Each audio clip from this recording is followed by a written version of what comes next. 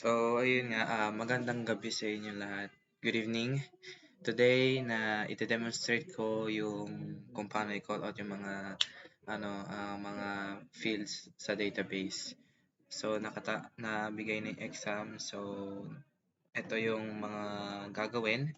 So, ang unang gagawin is retrieve all primary products from database and organize them based on size. So, base dito is i-retrieve mo yung mga primary products sa database at i-organize siya based sa size. Yun. So, sabi, pupunta ng product, then, asan yung size? So, ito is size, by the way. Ito ko siya. Medium and large. So, bale, ayan siya. Ito yung size. No, so na yun, paano natin siya i-call out? Punta tayo sa SQL, then, delete natin ito una, then select. Siyempre, hindi maka-call out yung kung wala tayong i-select. Select asterisk from saan kukunin? Product order by, so ang ibig sabihin ng order, ito yung parang naka-organize na ata or call out na, something like that. Then, product ulit, order by product. Saan yan? Product. Yan, product. And then, maglalagay tayo ng dot para kung anong field ang ipapakita. Dot P, ano nga sabi ulit dito? Yun. Ito yung field name niya, medium large, sorry, P size, so P size, and then desk. So, ibig sabihin ng desk, ito yung ipapakita, show me, ganun, like parang presentation ng isang field ng database. So, ayan siya, then, call out ko na siya, then ayan na siya. Ito yung mga lumabas. So, ito yung P size. Bale, naka-descending to. Medium, large, then blank. So, ayan na siya. Ayan na yung, ito na yung mga lumabas. And then, next step, the second question is obtain the product set to expire in August from the product table. So, bale, pupunta ulit tayo sa products. Ang sabi daw, magbe-base daw tayo sa expired date. So, ito yung expired date niya sa August. So, ayan, August. So, bale, I think ito siya. Ito, call out natin siya by date. Ayan. Halos lahat ata is, 31. Tama ba? Yup, naka 31. So, ano ulit gagawin natin? Bale, pupunta ulit tayo dito sa SQL, call out natin yung expired date. Then, select ulit, asterisk, from, saan ulit, sa product, saan daw, where, anong field ang kukunin natin, ipapakita, this, expired date, ayan, expired date. Ngayon, magko-call out tayo ng date. So, base base dito sa may expired date is 2023-08-31. For sure lang, baka may mamisa ko yun. I think lahat ng naka-August is naka 31. 2023-08 31. Then, call out natin yan. Okay, the moment of truth. So, ayan siya. Lumabas na siya. And then, ito yung, naka-highlight na. So, ito yung mga lumabas sa expired date ng August. So, ayan siya. 08, 31, lahat na yan. So, that is all for number 2. Then, babalik ulit tayo sa midterm exam. So, number 3. Then, what is number 3? Calculate the total, calculate the total sales from the product card table, including the product name, size, and quantity. So, bale, ika-calculate natin mismo yung sa product card. At kasama na rin doon yung name, yung size, at yung quantity. So, bale, pupunta tayo ng product cart. So, ito siya. So, sabi dito is product name, size, and quantity. Maybe product quantity yan. O, tama.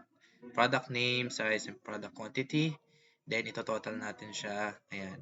So, bale, paano natin siya i-call out ulit? So, ulit natin. So, select, asterisk ulit. Asterisk. Ngayon, hindi naman tayo mag-call out. Bale, para ba mag-call out tayo one by one? Sabi kasi dito, that includes product name, size, and quantity. So, mag-call out pa rin tayo one by one. So, sabi dito is product name, size, product quantity. So, for question kung bakit kasi yan product quantity dapat yan, kaso quantity lang nilagay. So, quantities. Then, parenthesis. Parenthesis tayo. Select tayo. Ngayon, mag-total na tayo. Average.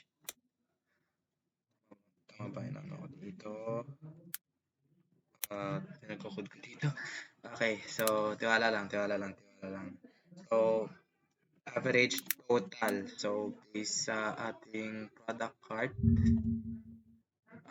may total siya. Ito. Ika-calculate to from total. And then, from product cart. From product cart, then parenthesis ulit. As total sales. Bale kasi sabi ma-calculate yun, kailangan may total sales tayo. So based on what I see sa kailangan may total sales para mag-calculate mismo. Total sales from masyado ng crowded. Product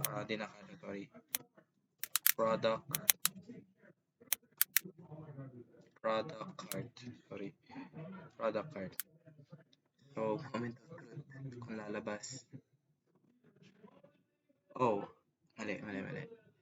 So, instead average, try ko nga isang to. Ano ba? Ano ko ba yan na to? Space? Ano kaya ang dito? Ano kaya ang kulang dito? Ano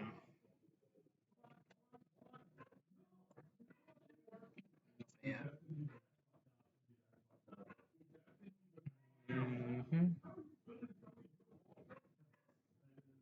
I think siguro hindi na to equal. Sana tama to. Ayun, bale ang mali ko lang is yung asterisk nilagay ko. So, nasanay sa asterisk talaga. So, ito yung lumabas according to the questions. Ayan. So, ito yung lumabas. Product name, Barako, Americano, Barako, blah, blah, blah. So, and then ito yung total sales niya is 4,470. Ngayon, sa SQL, ngayon, kung bakit nga ba ito? Kasi, sinelect ko yung product name, which is ito, size, product quantities, then totals. Then, ito total, isasum ko to, then total sales from product card. So, ito yung lumabas. Then, next step is Sorry. Number 4, asterisk number 4, retrieve all the records from the sales table and group them by date. So, group ko sila by date. Okay, so, bale, saan yan? So, bale, ang base dito sa sales naman daw tayo. Now, ito naman tayo dito, sales. So, ito siya. So, ayan. Ito yung laman ng sales. So, base dito is i-retrieve lahat ng records sa sales and group them by date. So, i-group ko sila in date, by date, sorry. So, ngayon, magkakolot ulit tayo. Select. This time, alam ko tama to. Alam kong sana tama to. Sana. Asterisk. From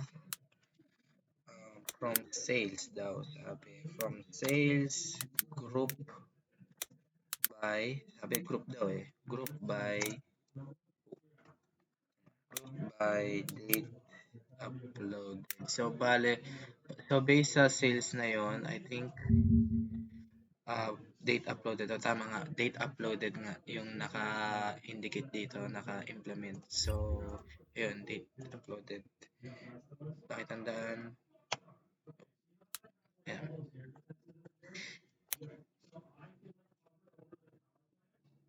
So, ito yon yung mga naka-indicate. So, ito siya. Ito yung mga naka-indicate sa codes ko. So, bale, may Americano, Barako, plain croissant. Ayan. So, ayan yung sales. And then, lastly, is determine the number of entries in a product cart table. So, mag-determine tayo. Bibilangin natin kung ilan yung nasa product cart.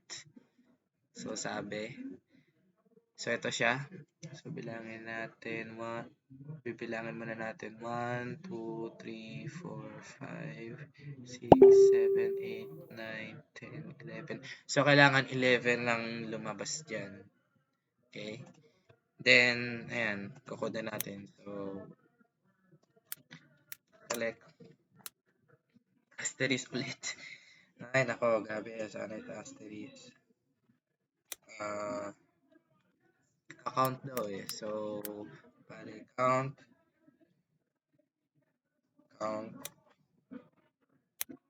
Asterisk. Ayaw ko lang kung asterisk ulit to. Asterisk. Or entries. Sabi entries daw eh. Entries. Entries. From product cart.